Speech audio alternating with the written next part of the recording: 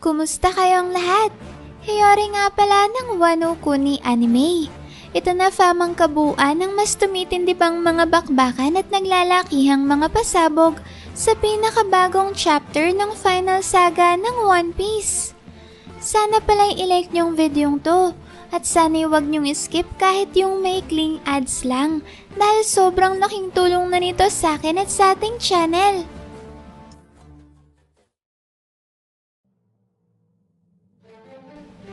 Sa simula ng chapter na to fam, ay makikita na natin sa wakas kung ano na nga bang naging resulta ng napakatinding salpukan ng malakas na atake ni Im-sama laban sa pinagsamang lakas ni na Prince Loki at ng legendary weapon ng Elbaf na si Ragnir.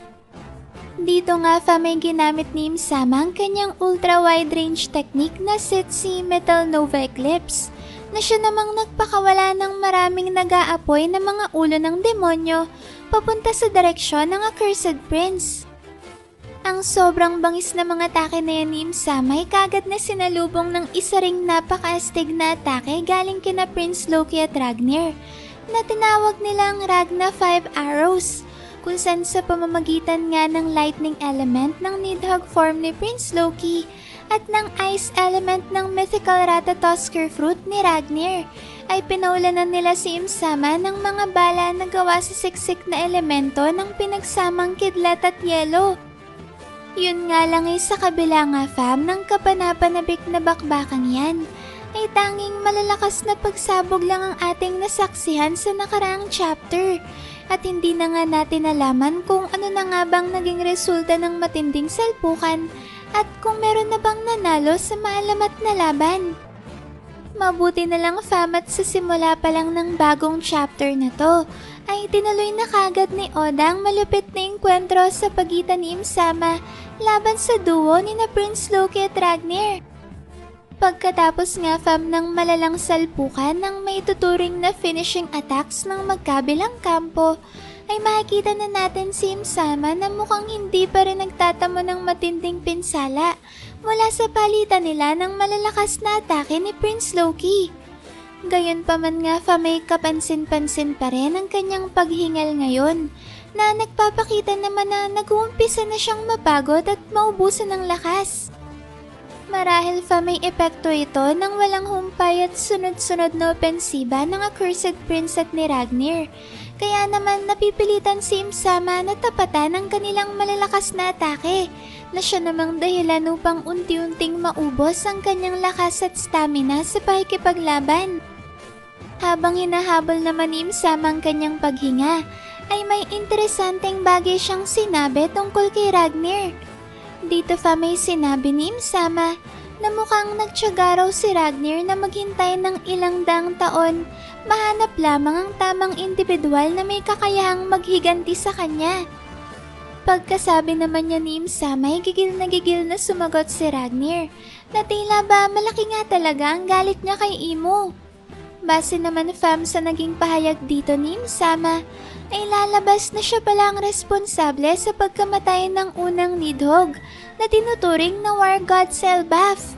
Kaya siguro sinabihan ni Im-sama na traidor si Nidhogg ay dahil nakipag-alyansa ito kay Joy Boy upang labanan ng world government na sinusubukang itatag ni Imo. Pero kung ganun nga fam, ay bakit kaya ayon sa kwento ni Elder Jarul ay si Joy Boy ang siyang nakaharap ni War God Nidhogg sa laban? Sa pagpapatuloy naman ng chapter ay biglang napatanong si Prince Loki kung ano raw bang pinagsasasabi nitong si Im-sama. Bukod pa dyan ay sinabi rin dito ng Accursed Prince na ngayon pa lang raw siya nakatagpo ng ganito kakunat at ganito katibay na kalaban. Kapansin-pansin dito fam na katulad ni Im-sama ay nagsisimula na ring mapagod si Prince Loki dahil ngayon ay inahabol na niya ang kanyang paghinga. Dito ay muli namang nagsalita si Im-sama at sinabing kailanman raw ay hindi maaring maging kanyang mga tagusunod sina Straw Hat at Prince Loki at ito raw ang dahilan kung bakit nagdesisyon siya ngayon na burahin silang dalawa sa mundo. Habang sinasabi naman niya ni Im-sama fa, may makikita natin na magkaharap sila ngayon ng Nidhogg form ng Accursed Prince sa gitna ng himpapawid sa ibabaw ng malawak na kagubatan ng Sunrealm. Mukhang hanggang sa puntong to pala may nananatili pa rin sa kanyang giant form si Im-sama. Dahil kung mapapansin nga natin, ay halos kasing laki lang ng kanyang katawan ng mga sungay ng Nidhogg. Kagaya naman nga ng Giant Gear 5 transformation ni Luffy, nung nakasakay pa siya sa ulo ng dambuhalang Black Dragon form ni Prince Loki. Wala namang kung ano may bigla na lang nagbanggit ng pangalan ng isang misteryosong individual si Im-sama. At sinabi niya rito na kagaya nga raw ng ginawa niya kay Dozan, ay tatapusin niya rin ang buhay ni na Luffy at Prince Loki. O diba fam? Sino naman kaya ang Dozan na yun? At sa hinaba-haba nga ng serye, ay hindi man lang siya pinakilala sa atin ni Oda. Maari kaya fam na Dozan ang pangalan ng war god na unang nagtaglay ng mythical Nidhogg fruit sa henerasyon ni Im-sama? O baka naman isa itong bagong karakter na nagmula pa sa Ancient Kingdom sa panahon ng Void Century. Pagkatapos naman ng naging pahayag ni Im-sama ay kaagad siyang naghanda sa pagpapakawala ng kanyang susunod na malakas na atake. Hindi naman nagpahuli sina Prince Loki at Ragnir dahil mabilis na rin nga silang nakapaghanda ng kanilang gagamiting teknik. Sa parehong panel nga may makikita natin na bigla na lang umitim ang mga ulap sa itaas ni Im-sama at ng Nidhogg form ni Prince Loki. At mula nga sa ulap na ito, ay nagsimulang bumaba ang dalawang higanteng kidlat. Kasabay naman yan may makikita natin na mas pinalaki pa ni Im-sama ang kanyang sandata. At pagkatapos ay binalutan niya ito ng itim na alab ng apoy o omen at saka niya ito sinimulang paikutin. Hindi naman lumipas ang isang segundo at muli na nga nating masasaksihan ang pagsasalpukan ng dalawang mapaminsalang atake ni Im-sama at ng Accursed Prince. Dito may pinakawalan ni Prince Loki ang kanyang teknik na Ragna Tujin Bladesheim, habang si Im-sama naman ay ginamit ang kanyang atake na Sword of Wrathgram. Sa napakaastig na double page na to may makikita nating nagpabagsak ang Accursed Prince ng dalawang dambuhalang kidlat na kapwa dumiretso sa mismong lugar na kinatatayuan ni Im-sama. Yun nga lang ay bago pa nga tuluyang tumamang dalawang higanteng kidlat, ay kagad rin naman itong nasalag ni Im-sama sa pamamagitan ng kanyang sandata na ngayon ay nagmistulan ng nag-aapoy na helicopter rotor blades. Dito may mukhang matagumpay na namang napigilan ni Im-sama ang sinagawang malakas na pag-atake ni na Prince Loki at Ragnir laban sa kanya. Kaya naman dahil dyan, ay nananatili pa rin walang matinding pinsala na tinatanggap si Imo. Habang ang Accursed Prince naman ay ilang beses na niyang nabigyan ng malalalim na mga sugat. Kagaya na lang nga nung nasaksak niya ito ng kanyang Black Blade na Nemesis. Sa puntong to naman may lumipat na ang chapter sa Western Village, kung saan nagpapatuloy pa rin ang malabagyong pag-ulan dahil sa espesyal na kakayahan ng pinakamalakas na nightmare monster ni Saint Killingham. Walang iba kundi si Rain God Sasa. Sa tindi naman nga ng buhos ng ulan ay makikita natin na mabilis nang tumataas ang tubig at nagsisimula ng bumaha sa buong Western Village. Dito may malalaman naman natin ulit kung gaano talaga kalaki ang nightmare monster na si Sasa. Dahil ang mga giants na ngayon nga ay nasa kanyang paanan ay nagmukha na lamang mga normal na tao kung ikukumpara sa kanya. Sa sumunod na panel naman may makikita natin ang ilan sa mga batang giants na mabilis na dinadala ng malakas na agos papalayo sa kanilang mga magulang. Kaya naman dahil dyan ay biglang bumangon mula sa kanilang pagkakahigang sugatang mga magulang at mahal sa buhay ng mga dinukot na batang giants. Dito nga may kagad silang naghanda sa pag-atake upang bawiin ang kanilang mga anak mula sa dambuhalang nightmare monster. Sa kabila naman ng kanilang masamang kalagayan na ipinahayag ng mga magulang na hindi raw nila hayaan ang halimaw na ito na muling tangayan ang kanilang mga anak. Sinubukan naman silang pigilan ni Chopper at dito'y pilit niya silang pinabalik sa kanilang pagpapahinga at sinabing kinakailangan pa raw nilang masalinan ng dugo dahil kung hindi ay mataas ang tsansa na sila'y mamatay. Galit namang sumagot ang mga magulang at sinabing hindi naman raw sila maaaring basta nalang humiga habang nasa panganib ang kanilang mga anak. Dito'y buong tapang na sinigaw ng mga magulang na giants na mawawalan raw ng halaga ang kanilang mga buhay kung hahayaan na lang nilang mapahamak ang kanilang mga anak at tuluyan silang mapasakamay ng kanilang mga kalaban. Pagkatapos namang masabi yan ay makikita na natin ang mga magulang at ang mga mahal sa buhay ng mga batang giants na iniharang ang kanilang mga sarili upang wag makalabas ng Western Village ang dambuhalang nightmare monster na si Rain God Sasa. Habang umiiyak at humihingi naman ng saklolo ang mga batang giants, ay biglang napansin ni Saint Killingham na 7 bata lang pala ang kanilang nakuha. Subalit gayon pa man nga raw ay pwede na raw ito, kaya inutusan na niya si Sasa na dumiretso na ngayon sa port ng Western Village kung saan naghihintay ang giant ship na magdadala sa kanila pabalik sa Holy Land Marijua. Sa dulo naman ng eksenang yan ay makikita natin na malapit na palang maabutan ni Sanji sina Saint Killingham at Sasa. Dito ngayon napatanong si Sanji kung ano raw kayang klase ng nilalang ang halimaw na yon na nag-aasik ng kaguluhan ngayon sa Western Village.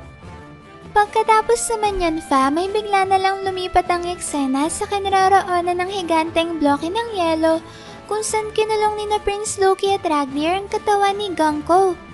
Taliwas nga sa naging pahayag ni na Saint Summers at Saint Killingham sa nakaraang chapter, ay mukhang hindi pa pala tuluyang namamatay si Gonko at ngayon nananatili pa rin siyang nakakulong sa loob ng bloke ng yelo na ginawa ni Ragnir.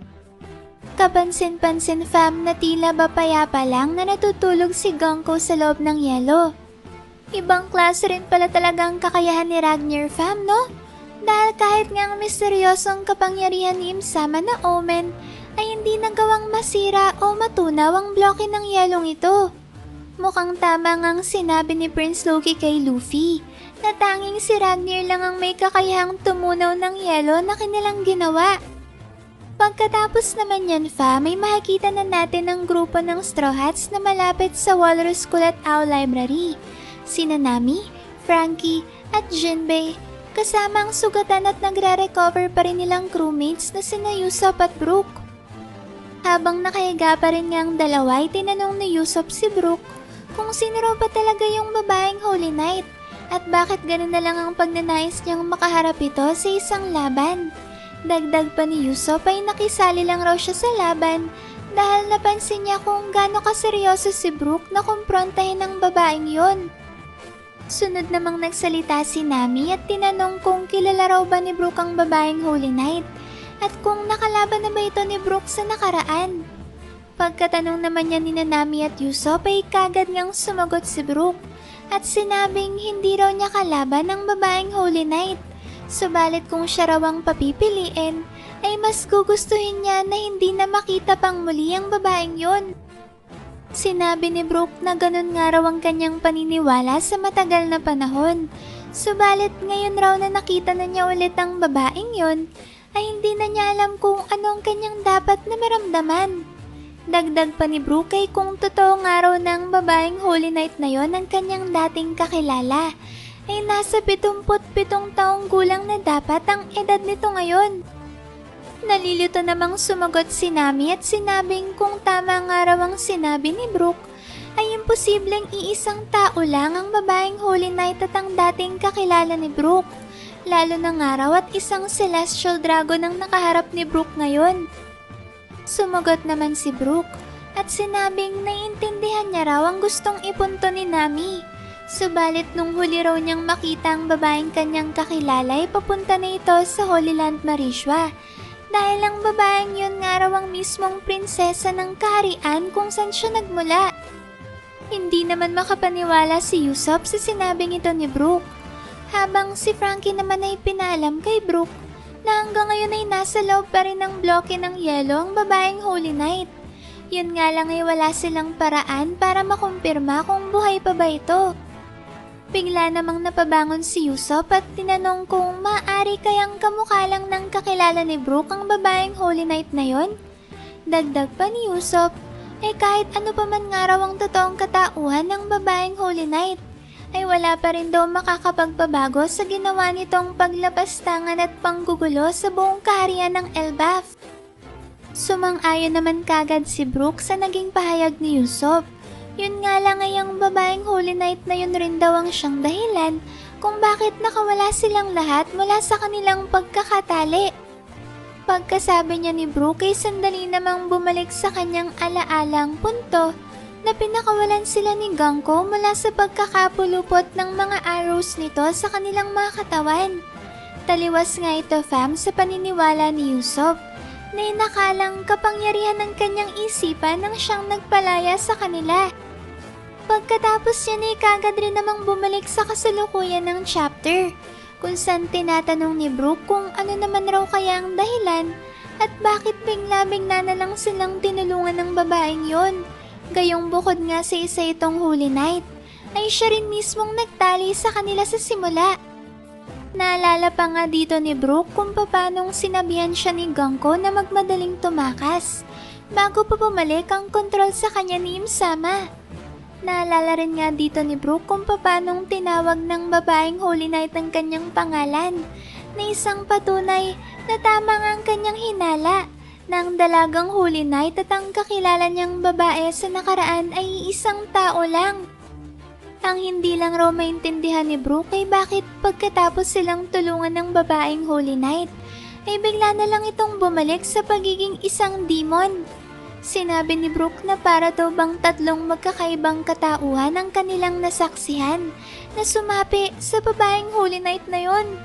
Una yung orihinal nitong personalidad, ikalawa yung demon form nito, at ang ikatlo naman ay ang katauhan na siyang nagpalaya at tumulong sa kanila. Matapos yung masabi ni Brook ay tinanong naman siya ni Nami kung ang ibig sabihin raw ba nito ay merong kumukontrol sa babaeng Holy Knight. Sumagot naman si Brook at sinabing nung unang araw ay hindi niya maiisip ang ganong klase ng posibilidad. Subalit pagkatapos nga nilang masaksihan ang pagtatransform ng crew ni na Dory at Brogy sa demon, ay masasabi niyang hindi pala ito imposibleng mangyari. Sinabi ni Brook na kung ikokonsidera nga raw niya ang lahat ng mga puntong to, ay mas lalo pa raw siya ngayong naguguluhan kung ano nga ba talagang kanyang dapat na maramdaman tungkol sa babaeng Holy Knight na tila ba dati na niyang kakilala sa nakaraan. Pagkasabi niya ni Brook ay humingi naman ng paumanhin si Jinbei sa kanya, at dito'y sinubukan ni Jinbei na ipaunawa kay Brook na kailangan raw nitong pagtibayin ng kanyang loob upang matiyak ang kanyang desisyon dahil nakabase nga raw sa desisyong ito ni Brook kung ililigtas ba nila ang babaeng Holy Knight o kung kailangan na ba nila itong tapusin. Dito na fam biglang napayuko si Brook at nagsimulang ilahad sa kanyang mga kapwa Straw Hats ang storya kung paano niya nakilala ang babaeng Holy Knight. Sinabi ni Brook na sobrang tagal ng araw mula nung nangyari ang kwentong to, kung saan isa palang musmus na bata ang babaeng Holy Knight, habang ang kanya namang mismong edad ay higit na mas bata kumpara sa ngayon. Dito fa may kinwento ni Brook ang tungkol sa isang dating nag-exist na kaharian na tinatawag na Esperia. Ang kaharian raw na ito ay napakayaman sa musika, at kahit nga raw sa mga kalsada ay nagkalat ang iba't ibang uri ng mga instrumento. Kasabay naman fam ng paglalahad na yan ni Brook ay ang pagsisimula rin naman ng isang flashback na naganap sa karagatan ng West Blue 70 taon nang nakakaraan sa oras na alas 4 ng umaga. Dito fam may makikita natin ang mas batang version ni Brook na masayang umaawit, at ang awit nga na kinakanta ngayon ni Brook ay tungkol sa pagising sa isang magandang umaga at tungkol sa pangarap niya na makakita ng mga magagandang mermaids na matatagpuan sa mga karagatan sa iba't ibang bahagi ng mundo. Dito nga fa may ginamit ni Brook ang salitang good mermaid na hango sa wordplay ng mga salitang good morning at mermaid. Sa pagkakataong ito ay kalahati pa lang ng mukha ni Brook ang ating makikita.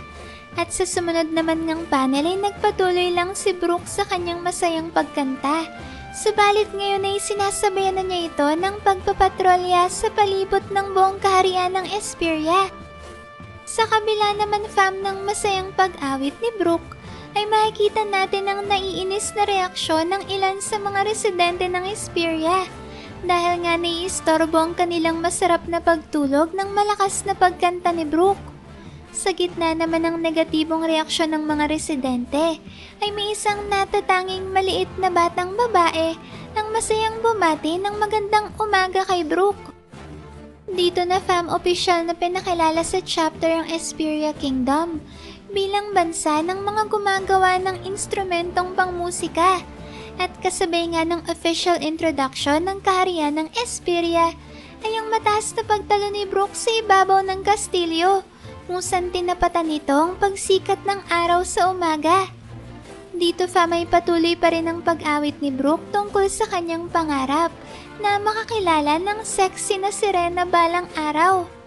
Katulad naman kanina fam, ay halo-halo pa rin ang reaksyon ng mga mamamayan ng Esperia sa malakas na pagkanta ni Brooke kung saan ang karamihan ngayon naiinis habang ang iba naman ay natutuwa sa kanyang masayang pag-awit.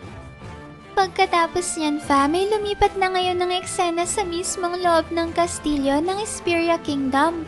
At dito nga'y makikita natin ang mga kawal ng kastilyo na nagpapaturo kay Brooke kung paano nito ginagawa ang kanyang sword style na Swift Slash. Sinabi pa nga ng mga ito na sila naman raw ang truwa ni Brooke dahil masyado raw nakatuon ang kanyang atensyon kay Princess Shuri. Sumagot naman si Brooke at sinabihan ng mga sundalo na wag raw unahin ng mga itong pagrereklamo at sa halip ay pagtuunan ng pansin ng kanilang pag-iensayo ng mga basics. Kapansin-pansin naman dito fam na captain ang tawag ng mga sundalo ng kastilyo kay Brooke. At sa dulo naman nga ng eksena ay makikita na natin si Brooke na akay-akay ang isang maliit na batang babae. Malalaman naman natin sa sumunod na panel fam na ang batang babae pala na akay-akay ngayon ni Brooke ay walang iba kundi si Princess Shuri na nakilala nga natin sa bago nitong pangalan na Ganko. Dito fam ay pinakilala si Princess Shuri bilang prinsesa ng Esperia Kingdom at sa panahon ngang ito ay 7 taong gulang pa lamang siya at si Brooke naman ay 20 taong gulang pa lang at ang siyang tumatayong kapitan ng sundalo ng kastilyo ng Esperia Kingdom. Habang naglalakad naman ang dalawa ay sabay nilang kinakanta ang Binks Sake na siyang ang tinuturing na pinakapopular na awitin sa mundo ng One Piece. Pagkatapos naman ng kanilang pagkanta ay bigla na lang pinuri ni Brooke si Princess Shuri dahil sa mahusay na pinakita nito sa kanilang sword training. Napatanong naman si Princess Shuri kung sa tingin raw ba ni Brooke ay mas lumakas na siya ngayon kagaya ng kanyang ina. Kinikilig namang sumagot si Brooke at sinabing sobrang lakas nga raw talaga ng ina ni Princess Shuri na si Lady Candle. Habang hugis puso naman nga ang mga mata ni Brooke ay sinabi niya na si Lady Candle raw ang nagsisilbing ilaw ng kanyang buhay. Pagkasabi niya ni Brooke ay naiinis namang sumagot si Princess Shuri at sinabing hindi raw maganda ang ginagawa ni Brooke ngayon na pag-ibig sa isang babaeng meron ng asawa. Muli namang sumagot si Brooke at sinabing ano raw bang masama doon, gayong malaya naman raw ang lahat na umibig. Habang sinasabi naman niya ni Brooke ay hindi niya namalayang nasa tabi na pala nila ang ama ni Princess Shuri at siyang hari ng Esperia Kingdom na si King Leuven. Dito fam ay napatanong si King Leuven kung sapat na raw ba para kay Brooke ang death penalty bilang kaparusahan sa kanyang ginagawang kataksilan. Kagad namang pinagpawisan ng malamig si Brooke at pautal-utal pang humingi ng tawad sa hari. Masaya namang binati ni Princess Shuri ang kanyang ama, habang si King Leuven naman ay nasabing siguro daw ay pinagpaplanuhan na ni Brooke ngayon ang kanyang assassination para siya nang maging bagong asawa ni Queen Candle. Mariin naman ang naging pagtanggi ni Brooke na sinasabing masyado naman raw marahas ang paratang ni King Leuven dahil hindi niya nga raw yun magagawa. Sinabi ni Brooke na imbis raw na assassination ay hihintayin na lang raw niya na mamatay sa natural na kadahilanan si King Leuven. Pagkasabi niya ni Brooke ay hiniling naman sa kanya ni Princess Shuri na kalimutan na niya ang kanyang ina. Sinabi ni Princess Shuri na kapalit nga raw nito ay siya na lang mismo ang magpapakasal kay Brooke kapag siya ay lumaki na. Gulat na gulat at hindi naman makapaniwala si King Leuven sa sinabing ito ng kanyang anak. Dito nga may umiyak na sinabi ng hari na dapat raw ay sa kanya sinabi ni Princess Shuri ang mga cute na bagay na yon na normal na sinasabi ng mga anak sa kanilang ama. Sa dulo naman ng panel ay diretsahang tinanggihan ni Brooke ang alok ni Princess Shuri na sinasabing ayaw niya raw magkaroon ng asawa na sipunin. Pagkasabi niya ni Brooke ay kagad naman siyang sinipa sa mukha ni King Leuven. Dito ay galit na sinabihan ng hari si Brooke na wag raw nitong bastidin ang kanyang mahal na anak sa kanya mismong harapan. Sumagot naman si Brooke at sinabing masyado raw siyang loyal sa isang babae, kaya hindi raw niya matatanggap ang alok ni Princess Shuri. Sa kabila naman ng magulong tagpong yan ay mukhang tuwang-tuwa pa rin ang prinsesa sa makulit na bangayan ng dalawa. Subalit sa dulo nga ng panel ay bigla na lang dumating ang isa sa mga sundalo at tila ba may dala itong masamang balita kay King Leuven. Dito may binalita ng sundalo na meron daw isang grupo ng gang na umaatake ngayon sa port ng Esperia Kingdom. Ang masama pa nga raw dito ay mas marami ang bilang ng mga miyembro ng gang kumpara sa mga nakadestinong sundalo sa lugar na yon. Dagdag pa nito, ang mas malala pa raw sa sitwasyong to ay mukhang hindi naaabot sa tamang oras ang mga pinadala nilang reinforcement na mga sundalo na nagmula pa sa kastilyo. Pagkasabi niya ng sundalo ay seryoso namang nagtanong si King Leuven kung sino raw ba ang target ng grupo ng gang na yon. Sumagot naman ng sundalo at sinabing si Queen Candle raw ang target ng mga to. Sinabi ng sundalo na nasa loob nga raw ngayon ng Opera House ang reyna, habang ang grupo naman ng umaataking gang ay kasalukuyang pinaghahanap si Queen Candle. Muli namang napatanong ang hari kung posible raw ba ng Moran family ang responsable sa pag-ataking to. Kagad naman kinumpirma ng sundalo ang hinala ni King Leuven. Sinabi naman dito ng hari na matagal-tagal na rin daw sinusubukan ng Moran family na mapasakamay si Queen Candle.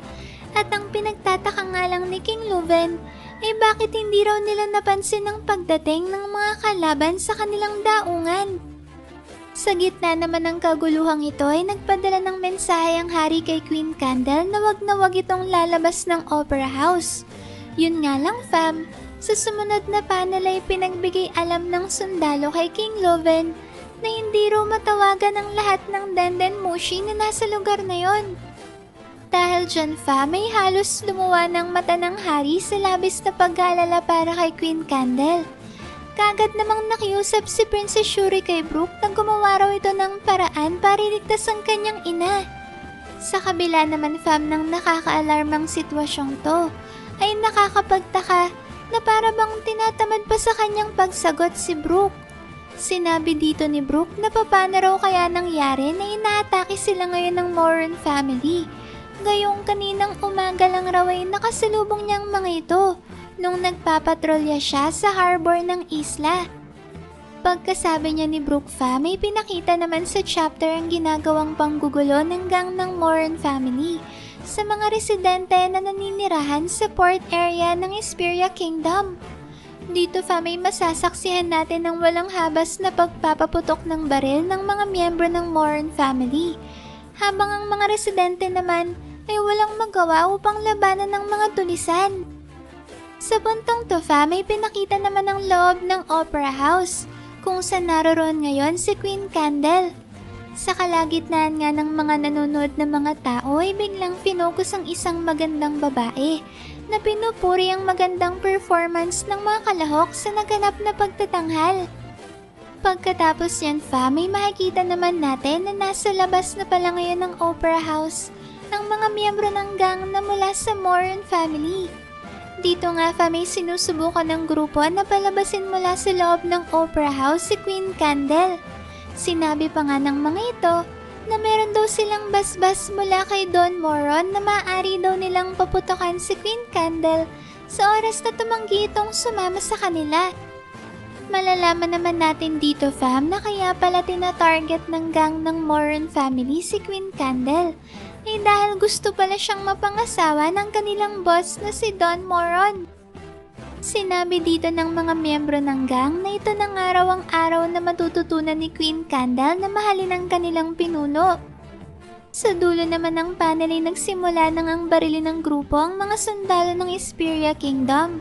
At pagkatapos niya ay bumalik na ulit sa loob ng kastilyo ang chapter, kung saan makikita nating halos mabaliw na si King Leuven dahil sa labis na pag-aalala para kay Queen Candle. Sa kabila naman fam ng sobrang pagkataranta na ito ng hari, ay nanatili pa rin kalmado si Brook at dito'y sinabihan niya si King Leuven na wag na raw itong masyadong mag-alala dahil baka raw nakakalimutan na nito kung gaano kalakas ang kanilang reyna. Tinitiyak nga dito ni Brook na imposible raw talaga na mahuli ng kanilang mga kalaban si Queen Candle dahil ganun raw talaga ito kalakas. Pahabol pa nga ni Brook ay nakakalungkot raw isipin na hindi napansin ng gang ng Moron family na nakasalubong na siya ng mga ito kaninang umaga. Habang kapwa umiiyak naman ang mag-amang sina King Leuven at Princess Shuri, ay bigla na lang silang napaisip sa huling sinabi ni Brook. Dito fa may kumpiyansa namang sinabi sa kanila ni Brook na nagawa ng araw niyang paghihiwain ng mga miyembro ng gang ng Moron family nung nakasalubong niya ang mga ito habang siya ay nagpapatrolya sa harbor kaninang umaga. Pagkasabi niya ni Brook ay sabay naman nating makikita ang mga katawan ng gang ng Moron family na bigla-bigla na lang nagkaroon ng sword slashes kung saan nagbalwakan ng malakas na daloy ng dugo.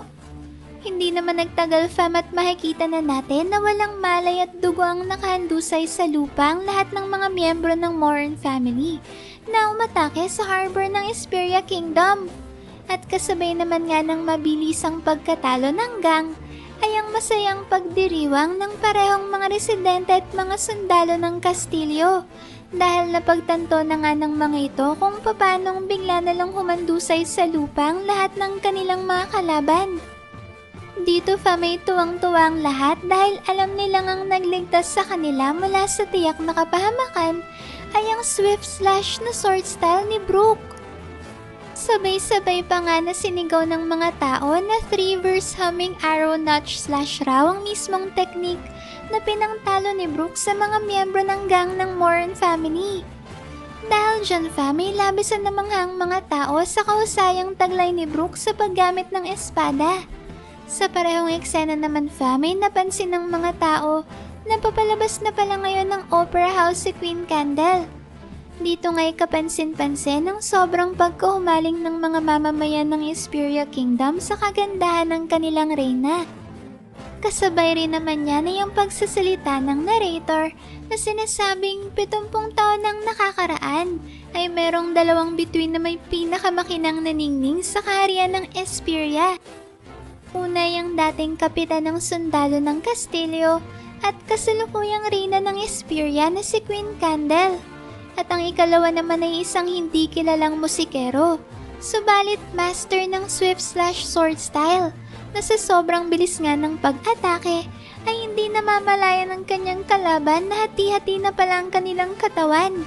Walang iba fam kundi ang kapitan ng mga sundalo ng Esperia Kingdom na si Hummingbrook.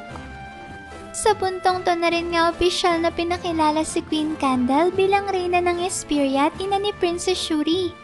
Sinabi dito ng narrator ng kwento na sa panahong ito raw ay naghahari pa ang kapayapaan sa buong Esperia Kingdom. Naku fam, mukhang marami-raming tanong ang sasagutin ni Oda sa unexpected flashback na to ni Brook. At base nga fam sa isang eksena kanina, ay maaari nating i-consider na foreshadowing ni Oda ang pagtalo ni Brook sa ibabaw ng kastilyo, kung saan ang pagsikat nga ng araw ang kanyang nagsilbing background. Alam naman natin fam na ang pagsikat ng araw sa mundo ng One Piece ay nangangahulugan rin doon, na siya ngang direktang representasyon ng D-Clan na kinabibilangan ng mga pinaka-prominenteng karakter sa kwento. Katulad na lang ng pamilya ni Garp na sina Dragon at Luffy, mismong Pirate King na si Goldie Roger, lurking legend na si Roxy Sebek at ang anak nito na si Blackbeard. Dahil dyan may malaki ang posibilidad na isa ring miyembro ng D-Clan itong si Brook. Kaya naman dalawa na sina Luffy ngayon na mga lahi ng D na kabilang sa Straw Hat Crew. 3 pa nga fam kung isasama pa natin si Princess Bibi na direktang descendant ng labis na kinababaliwan ni Imsama na si Queen Nefertari D. Lily. Grabe fam, siguradong katulad ng God Valley ay marami na namang malalaking sorpresa at nakakagulat na mga pasabog ang inihanda ni Oda sa paparating na flashback na ito ng kwento ni Brook at Ganko. Ano nga kayang dahilan at bakit nagawa ni Ganko na tapusin ang buhay ng kanyang sariling ama na si King Leuven? Magkapareho kaya sila ng kwento ni Prince Loki na napilitan ring tapusin si King Harald dahil sa pagkontrol sa kanya ni Imsama? Ano na kayang mangyayari kay Ganko? Ngayong mukhang itinakwil na siya ni Imsama bilang kanyang Holy Knight. Pwede kaya fam na si Ganko na ang susunod na magiging miyembro ng crew ni Luffy? Lalo na nga't makikita na natin ang kanyang nakakalungkot na flashback. Kayo na lang fam ang bahalang magbahagi sa comment section kung ano bang masasabi niya sa sobrang nakakagulat na chapter na to Maraming salamat fam sa solid at walang sawa ninyong pagsuporta sa akin at sa ating channel. Sana'y palagi kayong ligtas at nasa mabuting kalagayan. Mag-iingat kayo palagi. See you on our next video and stay good fam!